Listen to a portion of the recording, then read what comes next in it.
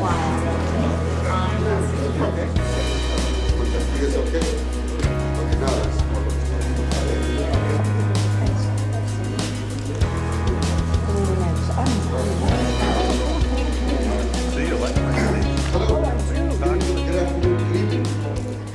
welcome to the Greater Coachella Valley Chamber of Commerce and Greater Coachella Valley City Chamber of Commerce Candidate Forum featuring candidates for Cathedral City Council 2018. My name is David Bermudez, and I'm the chairman for the Greater Coachella Cathedral City Chamber of Commerce.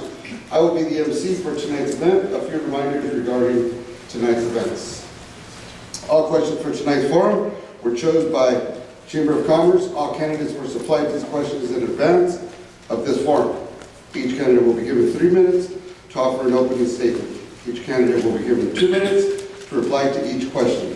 Although there is no accommodation for questions from the public at tonight's event, we are encouraging the candidates to stay after our event and answer questions at their assigned tables. Please feel free to approach them then. We ask each member of the audience to be respectful of the candidates. The audience should refrain from interrupting or commenting during this event. This is an informational event only, as we have a very limited time frame to work with. We are going to get right into tonight's event. I'd like to introduce tonight's candidates.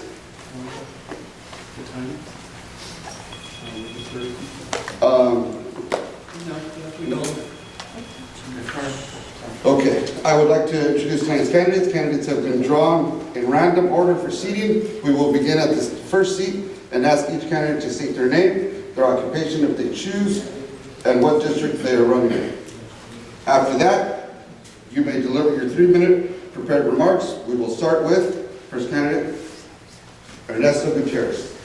Hello, my name is Ernesto Gutierrez, and I'm running for District 4.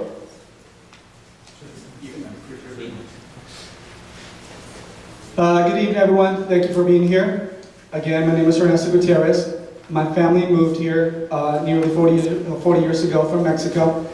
I did not speak a word of English about 40 years ago. I have lived in Cathedral City since I arrived in the United States in 1981. I grew up in this community. I attended Raymond Creek Middle School and Palm Springs High School, as well as College of the Desert.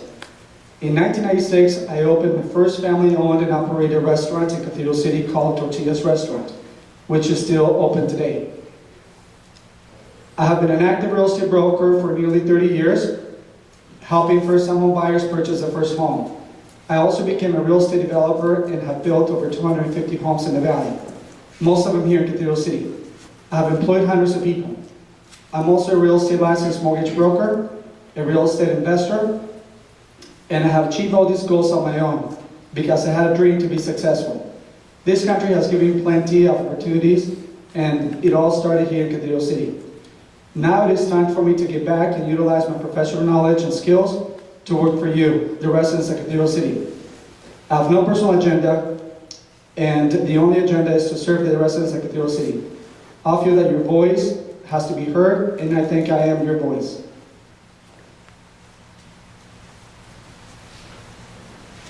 Hello, my name is Rick Salor. I'm an associate pastor at Destiny Church. I'm a 30-plus year resident of Cathedral City who has lived in every area of our city. D Street, Charlesworth, Dianza, Rancho Vista, Pueblo Trail, Ortega, San Elge, Cottonwood, Vistachino, 33rd, Wishing Well, Landau, Corral Road, and finally a proud homeowner on Pepita Road on District 4. My life hasn't always been easy. I was raised by an amazing woman who played the role of a father and a mother. When she was the mother, she nurtured us with that motherly love. And when she was a father, she worked countless hours to provide for us. So the streets filled in the gaps in raising us. Lots of wrong choices were made, and lots of suffering took place. My experience in serving the community started 12 years ago when I made the decision to accept Christ and started a journey to serving the Lord and His people. The process was lots of hard work, lots of self-analyzing, and lots of healing. And test after test, I passed with flying colors, preparing me to be the leader that I am today. I always kept a genuine heart, a humble heart, and never forgotten where I came from. I love my community, the hard-working family, the youth, the addict, the formerly incarcerated, the single parent, the immigrant, and all that make up my neighborhood. I work hand in hand with probation, parole, and run the Sheriff's Work Release Program out of our campus, and I'm a grant writer and part of the Cathedral City Community Coalition. Thank you so much for having me here today. Good evening, my name is Sergio Espericueta. I'm running for District 4. And this is the 3 times that I'm running the 2014 and 2016. I consider that it's important to participate in different ways, like to being a candidate. And during my time living in Cathedral City, I'm running to 25 years. I have been in different commissions, planning commission, street and transportation, school district advisory committee. I have been in the Agua Caliente site council. Also, during my time working in the hotel and restaurant industry, and was a part of the Hotel and Restaurant International Union when I was a union organizer and also a chef steward. Again, I'm seeing considering the Hispanic population is big in this city, we had to participate more, para to engage those community and do something for the area that is considered underserved, underrepresented. Thank you. Hi, good evening. My name is Juan Carlos Vizaga. I'm running for Cathedral City, City Council District 3. Let me tell you a little bit about myself. I was born in Peru. I left my country because of persecution. I came to the United States looking for my freedom. I know what it is like to sleep on the floor. I know what it is like to be hungry, cold, and humiliated. I didn't speak any English when I arrived here. I was on my own. I had to work very hard and educate myself to accomplish my goals. Nothing was given to me for free. Now I am proud to be a U.S. citizen, and I'm forever going to be grateful to this country for all the opportunities it gave me. Basically, I owe my life to the United States. I worked in the culinary field for over 25 years until I became an executive chef. I know how to manage a business. My dream was to own a home. That is the reason why I became a realtor, to help others to accomplish their dreams. Over a year ago, I had to have a surgery. Unfortunately, I had 6 or 7 severe complications from that surgery. I almost died, so this is having a chance to live again. It's a miracle. God gave me another chance to live. And I take that to inspire me to be of service to my community. This is the reason why I ran for the City Council District 3. I pledge to serve my community, be a great listener, and bring the power back to the people by representing the voice of the people. Thank you.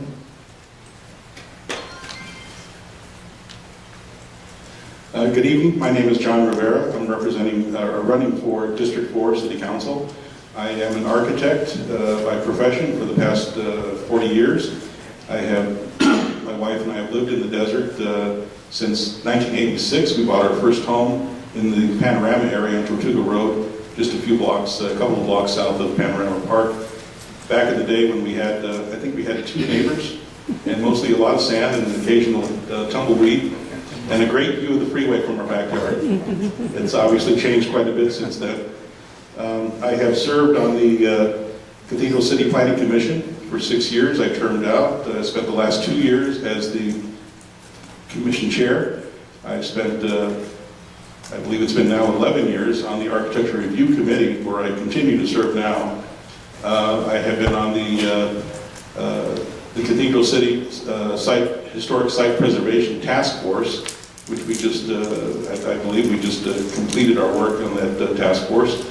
I served 10 years in Palm Springs as a volunteer on the Architectural Review Board until such time that that they formalized the board and then gave me the boot because I was not a resident of Palm Springs.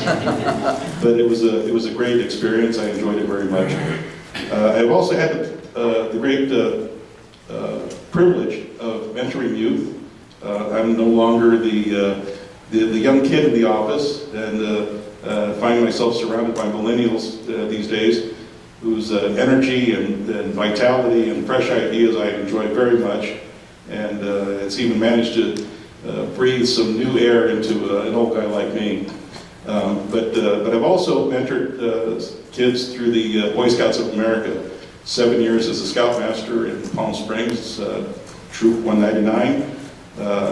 I had a great conversation with one of our former troop members just the other day, and I told him that, you know, way back then when we did the Sunday breakfast at the Lutheran Church, I said, I picked you out in particular because I knew that someday there was a spark in your eye that someday you were going to go on to succeed and be very, very well accomplished in your life.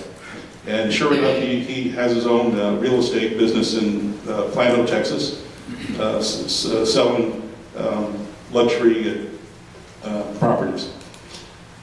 So I 25 years total in public service. I do it, thanks very much, because it's the thing that should be done. There's really no other reason than if you have the skill set and you have the desire to do it, that you can make a difference in your community.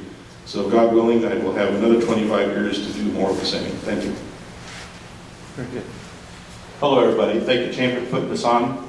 I'd like to start off by saying my wife and I, 49 years. Well, actually, can you believe it? 49 years. That's incredible. And Rhonda's really happy because she just found out that on 50, our license expired. So she's pretty happy. I mean, 49 years, everybody. She's never thought of divorce, but she's thought of murder a couple times. But I got out of that. But anyway, I've owned and operated Nicolino's famous Italian restaurant for over 34 years. And Ron and I have lived in Cathedral City, District 3 for the past 20 years. And I have to mention my two lovely kids, Carrie, a lot of you know Carrie, and my son Nick, who works at the restaurant, runs the restaurant for us, and my 5 glorious grandchildren, all living locally. I'm 68 years old, but I really feel like I'm 48. So when I was elected to City Council in 2014, this current council made a pledge to work together as a team to do the best for our city. The mayor's mantra was getting to yes, and I think this council, the 2014 council, has gotten to yes time and time again. We fully staffed our police department. We have a fully staffed fire and paramedics. Our finance director, Tommy Scott, is just out of this world. She's terrific. We've managed to save over $20 million in our reserves that was almost non-existent in 2014. 30 new restaurants. I'm not too happy about that, but we got 32 more restaurants. 30 restaurants just opened up in town, and they're all small businesses, and that's what I'm all about, is small businesses. And not to mention, we got the casino CBR rep, the amphitheater, not to mention the 13.5 acres coming in across the street that there's multiple bids on now. So Cathedral City is definitely on the move. A little about me is I'm a fiscal conservative. I watch the pennies that are spent, and I work hard to solve the problems without spending more. I've been pretty good. That's my baby steps for the success at Nicolino's. However, I'm a social activist for human rights, whether we're talking about women, LGBTQ, homeless, low income, workers, or children. We need to help the wrongs that in the past regarding laws that discriminate, and we need to help those who are less fortunate. I'm proud of my record on both fronts. Try to spend less and help those who need who needs assistance. It would be an honor to serve the great residents of Cathedral City for another 4 years, and I'm asking for your vote. Thank you.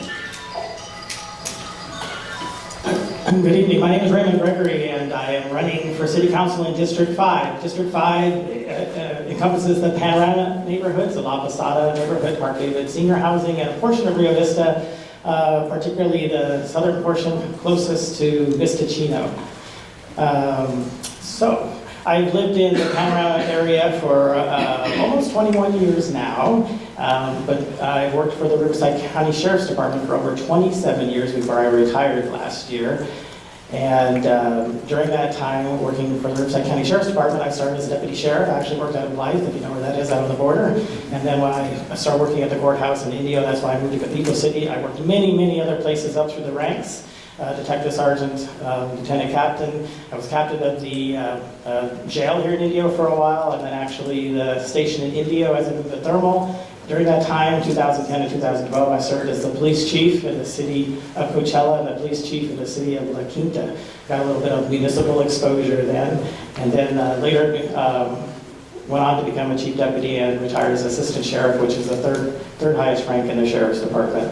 And I retired last year, and my plan is to come back to Cathedral City and get more involved in my community. Like most people, I was a working person, so I depended on other people to keep our city running, and kind of followed what was happening the best I could, often through the news, but my goal to come back was to get more involved in the city. When I learned about the districting and that we are going to have representatives on the city council from the northern part of the city, which I think is a great thing, I looked at my availability and my experience and my education, because while I was working in the sheriff's department, I went back to school like many people do, and I did earn a bachelor's degree in business management from Cal State San Bernardino, Palm Desert, and then went on to get a master's degree in business management from the University of Redlands. So I do have a business education. I have a government experience concentrated in law enforcement and basic services to communities.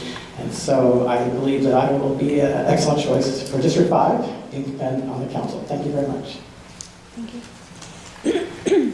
Hi, I'm Laura Ahmed, District 5. I've lived in Cathedral City for 28 years and in the Coachella Valley for 30. And to quote Charles Dickens, I've seen the best of times and I've seen the worst of times. Right now, Cathedral City, in my opinion, is on the cusp, and decisions made today will affect the direction that the city will go in the future.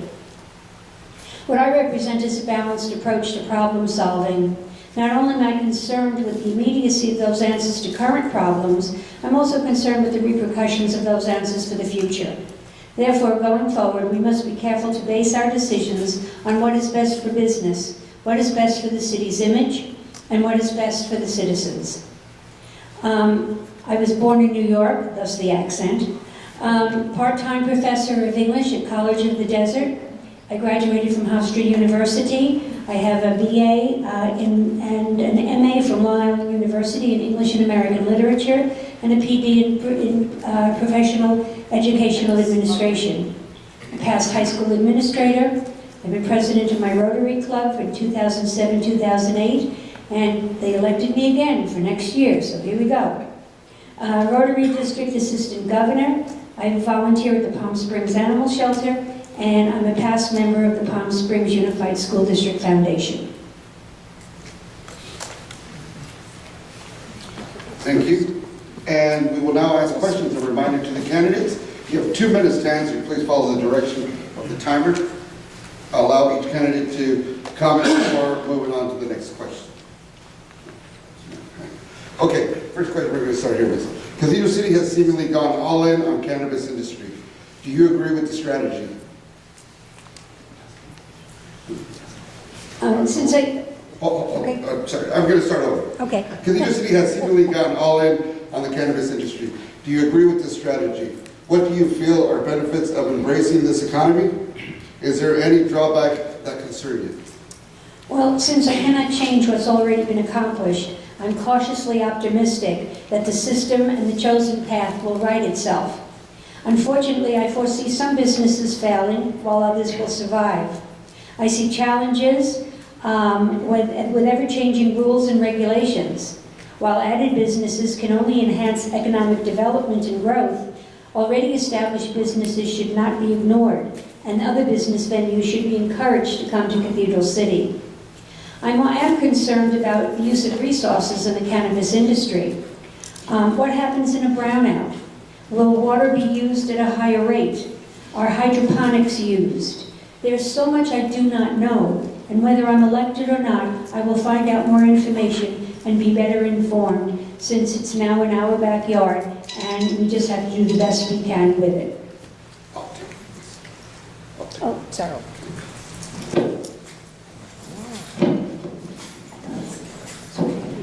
Okay. Same question, right? Correct. I do not agree of going all in. As you may recall, the recession of 2008, the city mostly depended upon the auto industry tax dollars, the highest single source of revenue for the city. Well, the auto industry took a huge hit in revenue drop, and the drop revenue received not by the city nearly drove the city into bankruptcy. It will be a great benefit for the city to have an additional secondary industry to bring in tax dollars. We do not have to depend solely on one industry and let history repeat itself. My concerns are, we cannot depend on the cannabis industry. The cannabis industry is relatively new. It will have plenty of market changes in the near future. The cannabis market will have to balance itself. We do not know what the outcome is going to be. We cannot put all our eggs in one basket. We must continue to research additional sustainable businesses to add to our economy and tax revenue. I do not agree with the strategy of all in. There is such a thing called supply and demand. What happens when the supply overtakes the demand? What happens when big box cannabis giants come along and ground themselves? What happens to the small business owner, the oversaturation of cannabis, businesses and buildings? I agree with the revenue it can bring. I believe in the medicinal purposes of the industry, and it should be cautiously embraced. My concern is who's looking after the small business owners in this industry.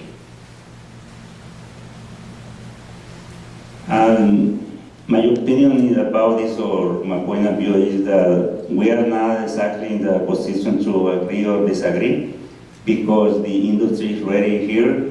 We already have regulation that was discussed or was set by the existing council members. And since we have to figure out how to make the industry to survive, to have success, to stay here. If we talk about it is too many, we need more data to figure out or is doing good for the community or not.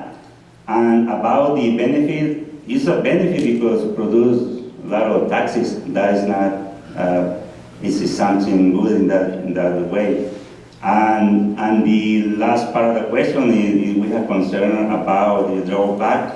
Yeah, we have concern because if the industry don't survive, we will return to the previous situation when we had a lot of empty spaces and trying to figure out how to refill again. I think we have to work hard to support the industry and to make them to success. Thank you.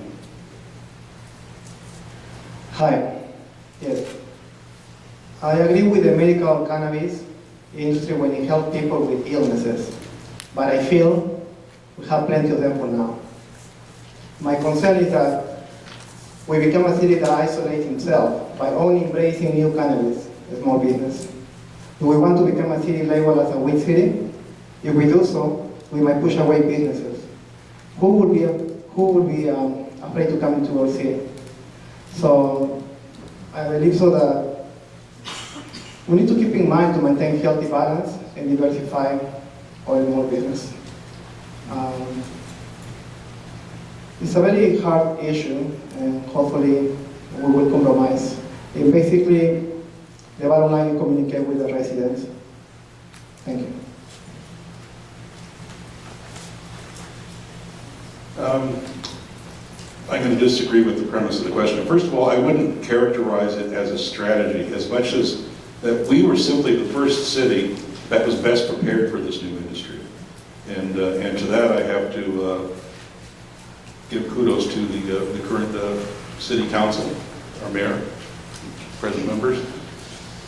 The only drawback would be the expectation by some that the tax revenue from the cannabis industry will solve all of our city's problems.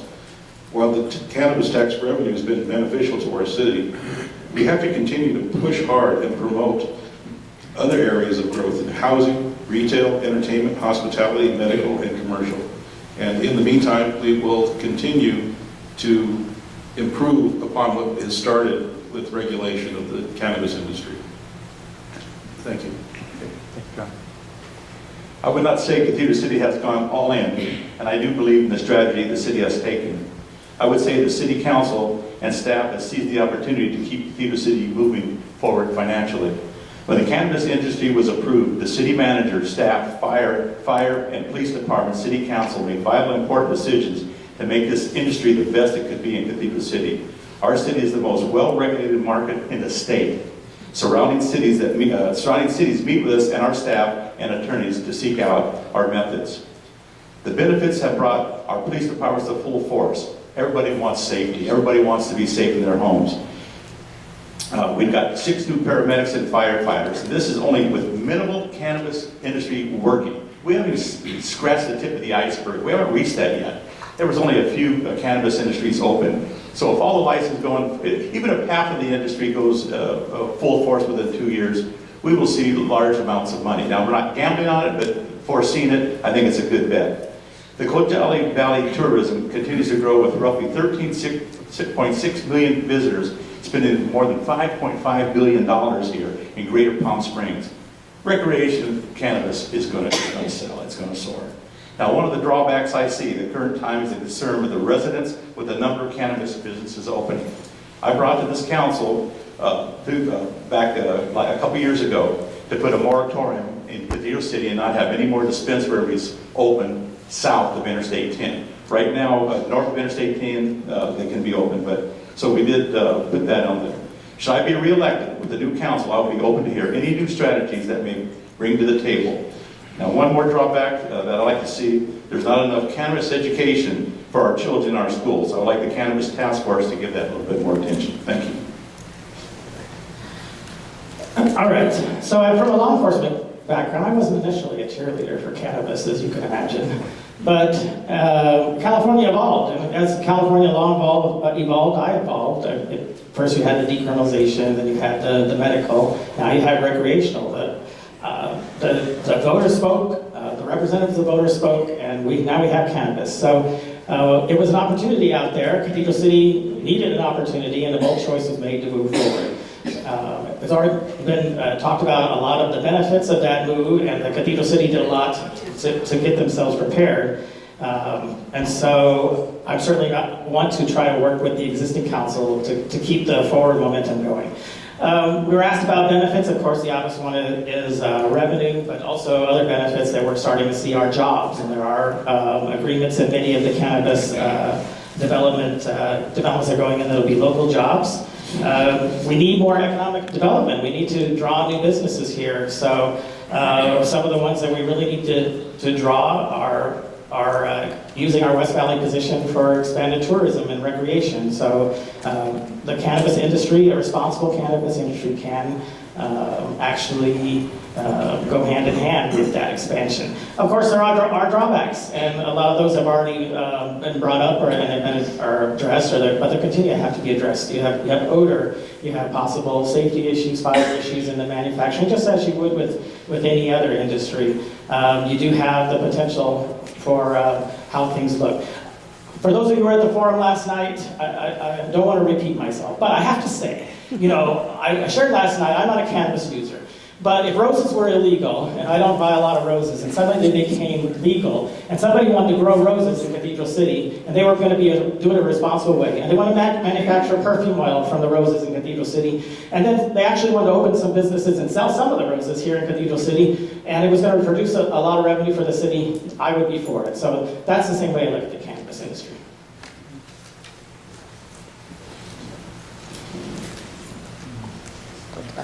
Okay, question number 2. In communities, the desire of some residents sometimes clashes with the desire of some in the business community. This may show up in several ways. For instance, a policy proposal that is environmentally friendly, but would cost the business owners additional operating expense. Or perhaps a business being proposed in a location that some local homeowners oppose. Describe your philosophy on how you would balance these often competing forces. Well, this is a question I think that's snatched from the news, because these kind of things do come up from time to time, where you do have development going in, and especially in a neighborhood that there's some type of an issue. So a lot of times, though, the first thing to do is actually sit down and talk about all the concerns, because sometimes there's just a lot of fears that aren't really there. And then, of course, while that's going on, you try to seek compromise, you try to mitigate where you can, and you try to learn about the history. A lot of times what I've seen from citizens is that maybe they were made promises in the past about certain pieces of land or certain buildings, and they feel like they're being betrayed. So those things all have to be worked out. And the city council and city staff need to take those things seriously, and they need to take the time to go through each one of those and see if they can't reach some type of a compromise. And part of that, of course, is determining legitimacy. We have in the national news, of course, a debate going on right now, and we have two sides that are both 100% sure what they saw or what they remember. And a lot of times that's going to happen in these types of situations too. Then you have to evaluate whether the complaints are actually legitimate, if they're not in my backyard type of arguments. But at the end of the day, you get left with Solomon's decision. What are you going to do? How are you going to split the baby? So that's what the city council is for. That's why I think that you really look to see that we're going to be good and city council people that are able to analyze these types of really complex thoughts and able to make a decision. Thank you.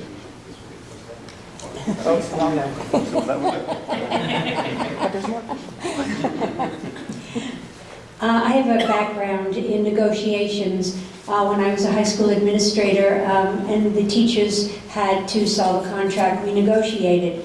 And it's been my experience that many times a clash occurs because both sides don't have all the facts of the issue. I mean, just look at Facebook. People are constantly yelling at each other, and they don't have the full, all the information. The more that is known, the better the situation will lead to compromise. Having council members meet with the residents is a practice that I believe should continue, as well as explaining situations in newsletters and at council meetings. In short, the more factual communication, the better for all concerned. The word compromise fits many situations. However, if a compromise cannot be reached, what is best for the city in total should be the plan. Once that is determined, I realize that not everyone will applaud the outcome. However, I will know that the best decision has been made with the facts at hand if we follow that plan. Thank you.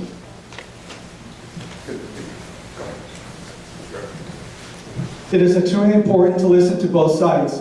Tax revenue is important, but it is just as important to listen to our residents' needs and wants. We must do our homework and study both sides' aspects digitally prior to making any decisions. I'm a big advocate in protecting the bundle of real estate property rights. These rights include the rights to enjoy the property freely within the confines of the law. There's a fine line between imposing on property owners rights given into businesses. I believe residents should be heard and their needs should be a top priority. Education and communication is key. When two issues arise and both parties in question are at odds, we have to educate, communicate to come to an agreement. We have to be transparent and listen to the voice of both parties and come to a beneficial solution. I stand that if the people of the community are well informed, we can make a sound, educated decision, and if the people that live in the very areas are healthy with the information, then everybody wins. Businesses are healthy and successful. Being in planning commission, I'm ready have situation like this. I think any project or process is good idea to start with the neighborhoods close to the project, to have meeting with the developer or the city, the residents, and then we have to give enough communication. The resident had to be very informed about the meeting or the public hearing. When the hearing is there, we had to listen the resident, because we already have enough information from the city staff and the developer. And if we think there is not enough information or we get something new in the meeting, it's a good idea to to postpone the decision and take the time to don't take the decision in hurry. And we had to follow our general plan. We had to follow the guideline that is already set in that document. Thank you. We need to be original in our city policies and not feel that we have to follow other cities. I am for the city to become environmental friendly, but at the same time we need to make sure that it does not hurt our current businesses. We ban plastic bags in our city. There are still most people at the grocery store buy a plastic bag for 10 cents. Where do we save the environment if we allow people to buy? This is fake and ban, and plastic continues to pollute our environment. Are we going to do the same with plastic straws, ban them, and allow people to buy paper straws for 10 cents, knowing that you will need at least 5 paper straws to finish your meal? What is the care for the environment? If we have to kill more trees to get 5 times more paper straws than it will take to use one plastic one. What is the environment benefit? Now, on the question about business being proposed, an allocation that some local homeowners propose, let's talk about the smell of the marijuana. That might invade the privacy of homes owners, or a cannabis warehouse built in the city that destroys the views of the homeowners of the community. We need to make sure business does not encroach the privacy nor the well-being of our residents. Thank you.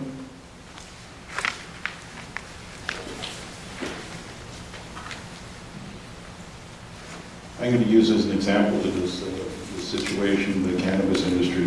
While serving on the Planning Commission, we dealt with this exact issue when it came to this review of several cannabis applications. We considered very seriously the concerns of surrounding neighborhoods, business owners, and citizens at large who had legitimate concerns about the impact of this new industry, both environmentally and financially. Business owners who were afraid that because of the smell, odor of cannabis product, that they would lose business to customers who did not want to be anywhere near that. Where the cannabis applicant had a likelihood of approval, we did our very best to mitigate those concerns through conditions of approval so that the best interests of both were addressed as much as possible. There was rarely a situation where both parties were completely satisfied with the outcome, but we did our best to make our approvals as fair and evenly handed as possible. I have to say from experience, and I had the honor of working side by side with Commissioner Espericueta, that these cannabis applications were tough. And sometimes you have to make some very tough decisions. But as he had suggested, within the rules that were set forth, both by the city and by the state, we had an obligation to apply these rules evenly and fairly. And tough decisions sometimes, but we were fair to everyone, and we tried to be fair to the existing and surrounding residents as well. Thank you very much. Well, I hope you candidates know what you're getting into, because this is probably the toughest issue out there. Sit up on that dais. I've had a few shot over my bow. Lenny, are you out there? I remember Sanctuary City night. Does it get pretty hot out there? And then the 4th of July night, you can't please everybody out there. There's just no way you can do it. You know, just recently at a city hall at your corner meeting, a few people were very unhappy and stated concerns about the CB Rep Playhouse and the proposed amphitheater, the casino, and the 13 acres coming in, just about everything that we've been thriving to do and start building. And they were worried about the traffic. Well, it's going to be congested. Well, I love what Mayor Stan Henry, probably the finest mayor Cathedral City's ever had, and police chief for that matter, he said, unless we leave these lots, this Mayor Henry responded, I want to get this right, unless we leave these lots vacant, traffic will be an issue, but it's better for the city to have a thriving town center. So you're not going to please everybody all the time.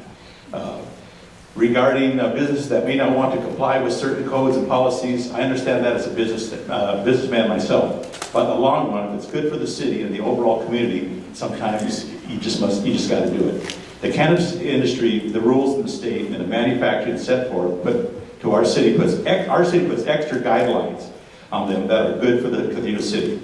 Every building being renovated goes through an architectural review committee, planning committee. The building must be pleasing to the eye as well as being properly insulated and retrofitted.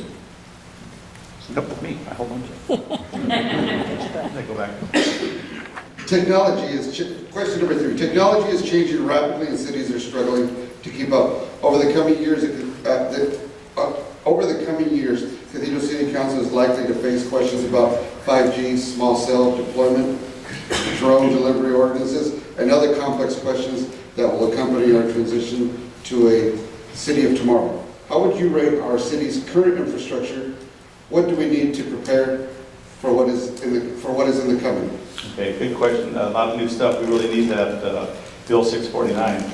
There was a piece of legislation, 649, that would have expanded small cell development, but the governor vetoed that because the League of California Cities, and I was there in Sacramento, protested against that with the league.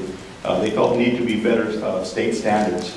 However, it is technology of the future that we will need to embrace. Our Cathedral City staff has been looking into it, but the carriers are the ones who install the cells. I believe the CBEP is looking at this as well, and obviously high-speed connectivity is crucial in attracting additional businesses to the valley. It's very expensive. I think you're going to probably need about 100,000 of these things. They're going to be putting them on every corner. Placement is going to be an issue, but it's something that we're going to need. Drone delivery, man, I mean, this is like the Jetsons, isn't it? I mean, who would ever thought about this? But it's still in the early stage. Again, the state needs to set standards for all the localities to implement, since this broader issue than just Cathedral City. We are also in a flight path here in Cathedral City. Pretty much everything in Cathedral City. Seems like everywhere I lived in Palm Springs or Cathedral City, I was over a landing strip, I swear. Who put that airport there in the first place? Let me see here. Yeah, so the drone activity is automatically limited to avoid impact on airplanes, and this will need to be taken into account with the new ordinances. And our staff is keeping on top of these developments and clearly understands that the new technologies, along with other technology changes like self-driving vehicles, need to be taken into account as the city continues with the movement forward. I'd also like to say that we're on the leading edge of these. But as Shelley Kaplan always says, technology advances, but not on the bleeding edge.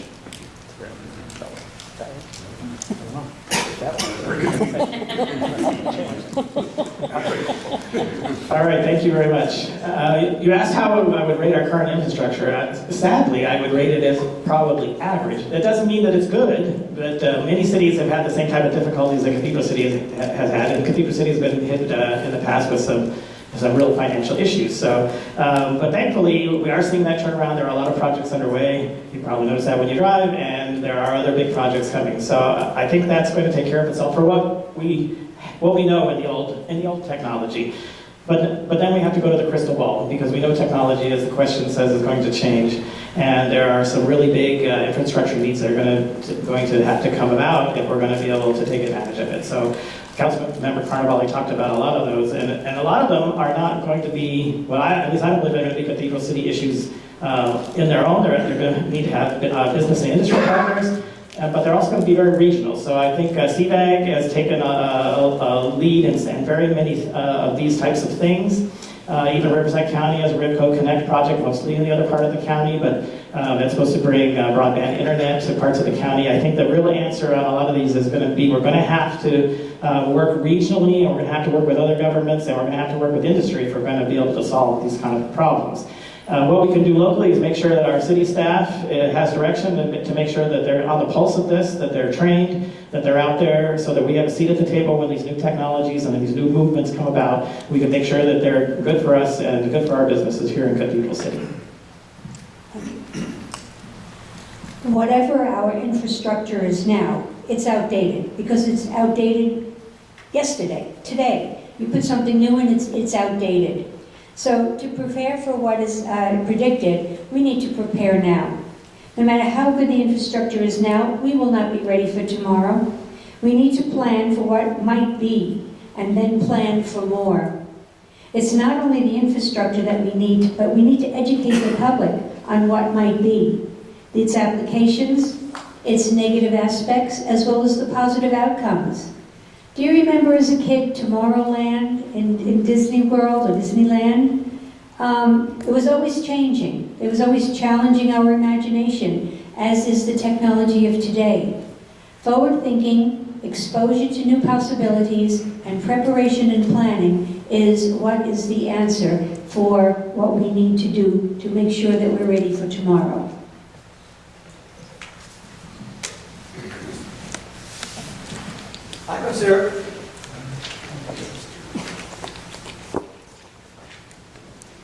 I consider our city to be average when it comes to technology in comparison to other cities in the valley. What currently sets Cathedral City apart from other cities is Cathedral City has the let's get it done approach. In order to prepare for what's coming, we have to make sure that we inform of the new technologies and how they can benefit our current businesses and how it can benefit and potentially bring new businesses into our city, as well as to how it is going to benefit our residents. We must attempt to stay in the forefront of technology or technological advances. But we cannot rush into any decisions. We must study it well and to make sure that it is safe and is not harmful to our residents. There's a lot of talk about potential connection between cancer and 5G network waves that we must consider.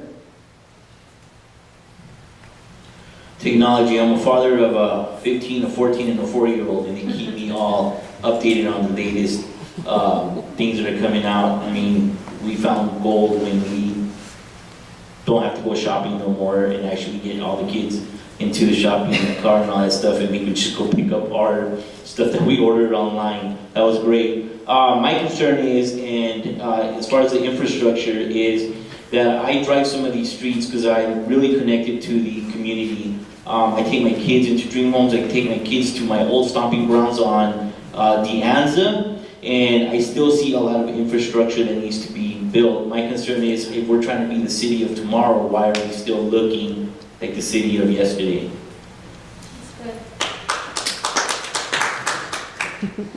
And if the technology is changing, also we have to keep updated constantly. And at the same time, the training is basic for the technology provided to police, to fire department, to the city staff, and important how can we use that technology better to expand our communication with more residents in the city. In this case, if we told something that we are behind, probably one example is in the bilingual communication. We are a little bit behind, maybe we can improve in that little thing. Technology is important, but at the same time, we can have consequences. One of them is like the 5G technology, that it can produce cancer. We don't know. My main concern with 5G technology is that its safety has not been fully tested yet, knowing that microwave frequencies could be extremely and excessively harmful to people on a cellular level. I know we can not avoid moving forward with fear, but we need to be conscious as a people of the consequences of our actions. Talking about drones, my concern with drones is that as an individual, nor a company, should not encroach the privacy of the neighbors by flying over their homes, current infrastructure. After talking to many residents in my district, people have addressed their concerns to me about how poorly the Palm Drive looks. This is the main entrance for the freeway to our city. Most people live in Cathedral City, Rancho Mirage, and for visitors to our beautiful valley. Their Palm Drive looks abandoned, not taken care of. We need to make sure the main entrance to our city represents the best image possible.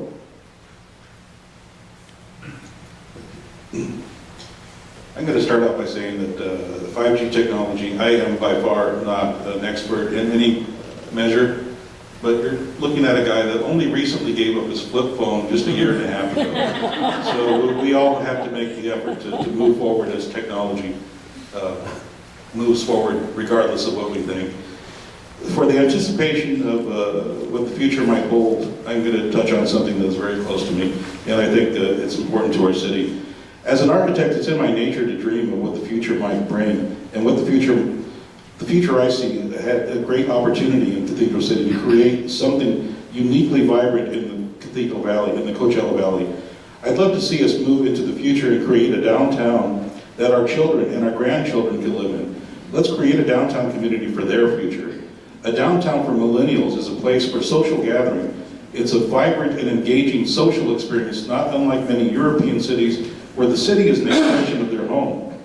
This new downtown and neighborhood concept doesn't require tax dollars. It requires new thinking and willingness to re-examine existing city ordinance related to mixed zoning and density, parking and open space, and both public and shared transportation. We have the talent and the imagination already within our community. We just need to tap into it. I believe this journey of reimagining is one we should embark on together. Let's make our new downtown a place where developers and entrepreneurs want to invest their dollars and want to build. Thank you.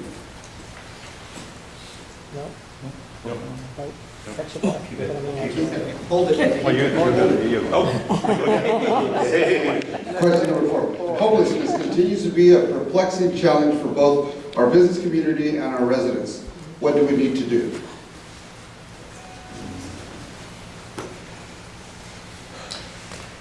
Okay, I have a prepared comment, but I'm gonna go off my text for a bit.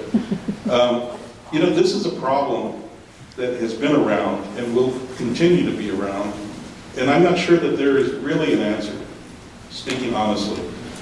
We have to keep at it. We cannot stop. There are people that are homeless for a myriad of reasons. Maybe it's trauma, maybe it's the economy has dealt them an unusually bad hand. Life is really unfair sometimes, and there are a multitude of reasons why people give up. But we have to reach out. The good pastor here has touched on many things that he has helped people who were hopeless, who got them back on their feet again. That is the type of thing that has to continue. We can try to do as much as we can by growing the tax base to make sure the programs are funded, but we all have to still do our part. We have to also press the private sector to get dollars into some of those programs. But the real challenge, and this comes from the heart, there are people with addiction problems. There are people with suffering from dementia or from depression. I myself am a person who grew up with and had suffered from manic depression for most of my life. And I was one of those people who thought I was being clever because I could hide it from people. I could function, I could go to work, I could do the daily things, I could laugh at jokes. Deep inside, I was dead. That is the great thief that depression is.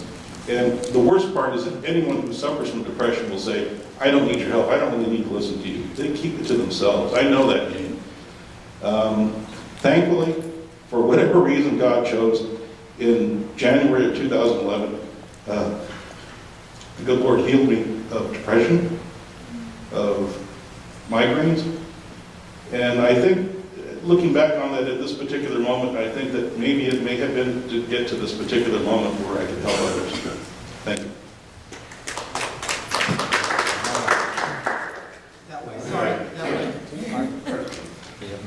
Thank you, John.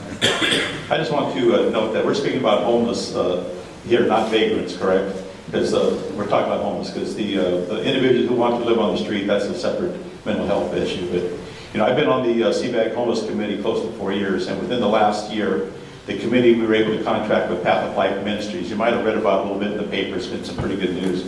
In the past year, the Coachella Valley Housing First program was able to serve 185 individuals who live within Coachella Valley. That's a good start. I brought to the CBAG Homeless Committee that besides rapid housing, we need outreach on a daily basis. And when CBAG approved this, the committee, now in Cathedral City, we have a Path of Life outreach program along with our current liaison, Officer Hodge and Chapman. So we have four liaisons out there daily. Please remember, the majority of these homeless men and women do not just need a home. They need opportunities. Some need drug and alcohol prevention programs. Then they need work, training, education, supportive services to succeed. Most importantly, they need to get their self-esteem back. I also believe we should invest our resources not handing over tax dollars to landlords and hoping the problem corrects itself, but by job training, education, paid employment opportunities that uplift homeless people's lives, enrich their skills, and lead them to live independently. I've had the pleasure of seeing CBR and Coachella Valley Rescue Mission and our local police department in action. I've seen the formerly homeless succeed. They succeed because of a path to self-sufficiency through CBRM and then to work. And once they do, they're much more than tenants in a subsidized apartment. They become productive members of society, full of potential, confidence, and the desire to contribute to their families and communities. We need money, folks. We need a lot of money. Write your president, the governor, senators, assembly members, just about every politician you can, and get involved. We need the money. Remember, it's not a race to home, it's a journey to self-sufficiency.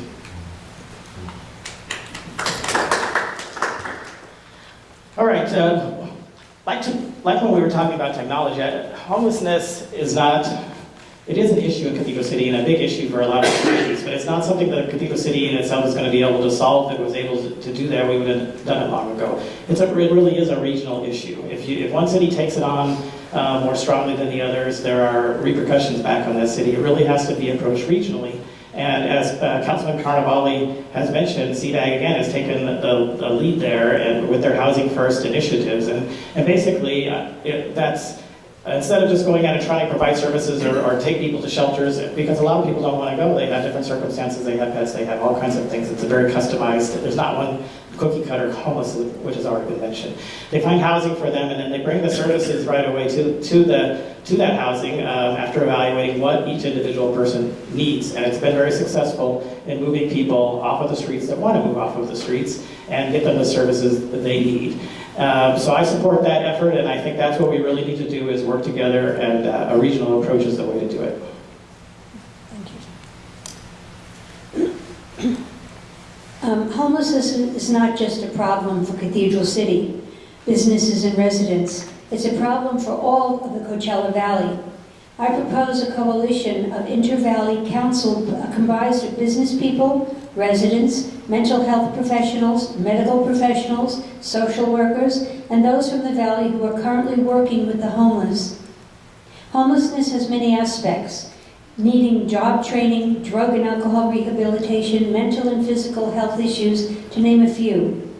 It needs to be addressed by those that have the most knowledge and desire to change this situation. If we just take care of one segment and we find out that the homeless, they'll either flock to Cathedral City or they will run away from Cathedral City, causing other problems for other cities. So I see it as a regional, in the valley, work together and join our forces and our finances together to help solve this problem.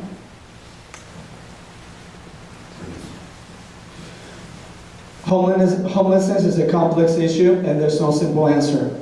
We can attempt to reduce it, but it will be very difficult and challenging. The entire state is going to have a problem for it to come.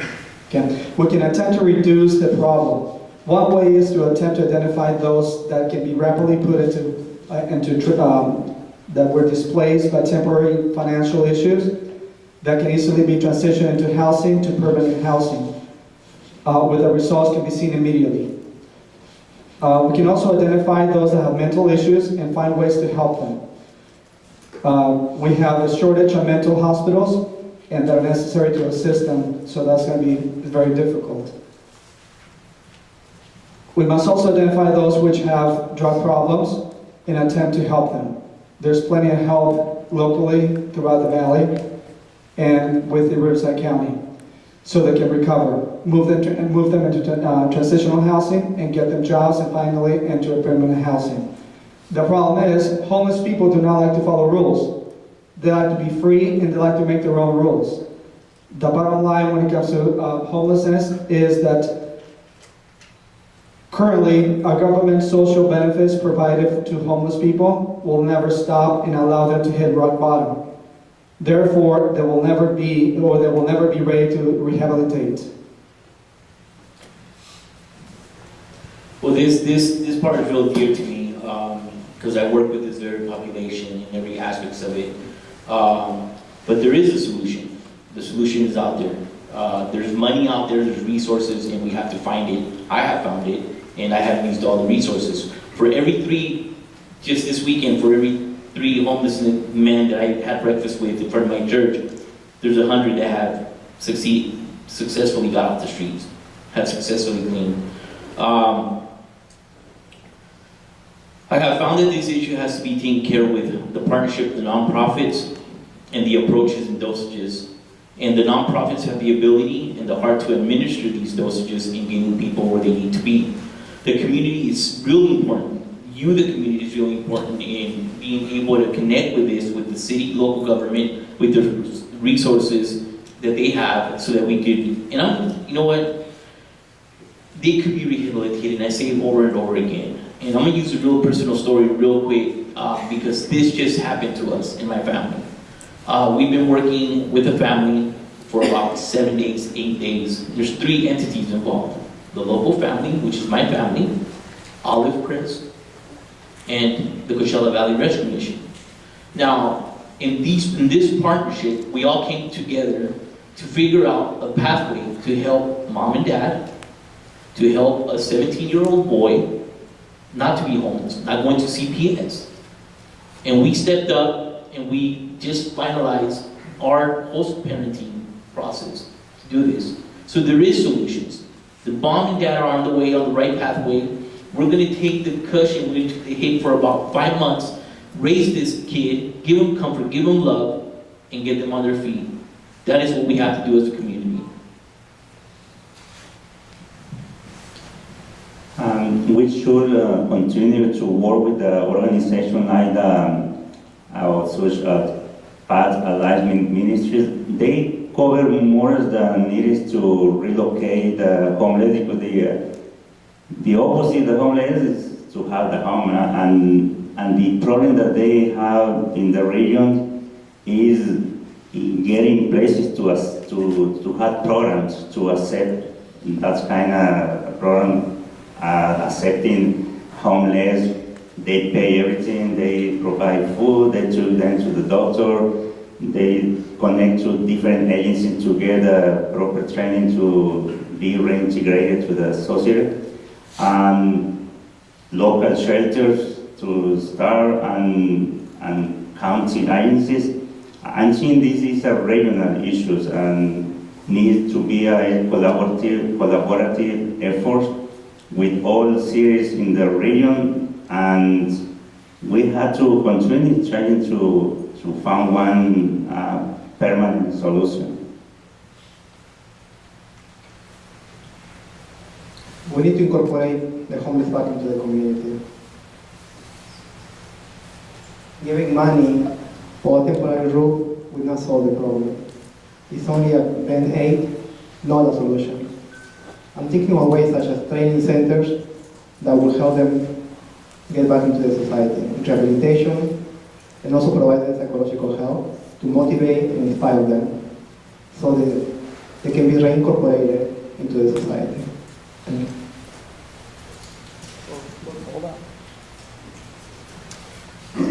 That is all the time we have for tonight's meeting. Thank you for attending. As a reminder, we have encouraged candidates to make themselves available after tonight's forum at their respective tables.